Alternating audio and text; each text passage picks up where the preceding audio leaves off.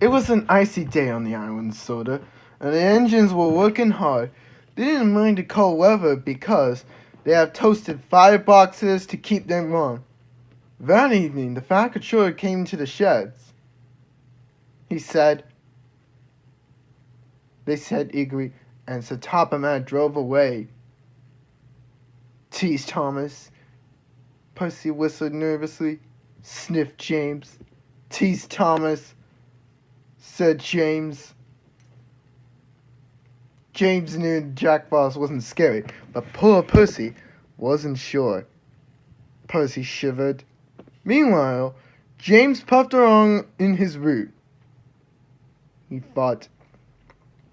Percy made his last delivery.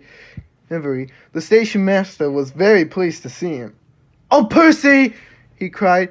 "We need twice as much coal over at the last of this freeze," said Percy.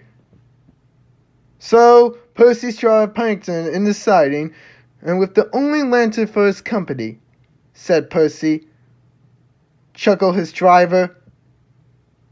Then the driver and fireman went home to bed. Later that night, the icy wind howled, and as it soon started to snow, Percy's face was so cold an icicle hung from his nose. Shivered Percy.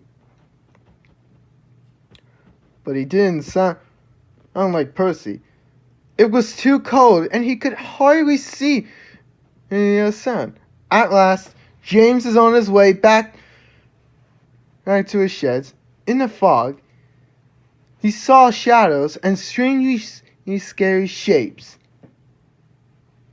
He whispered nervously. "Muttered Percy icily," cried James, and he raced away as fast as his wheels could carry.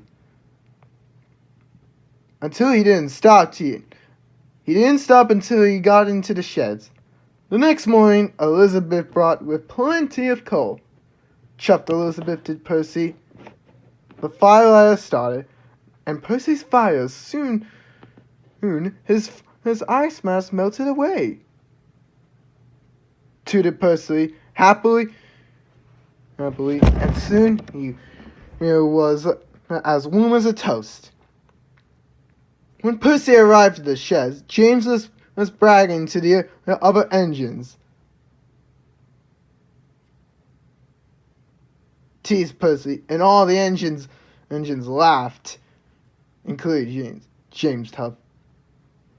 But Percy was the loudest whistle of all.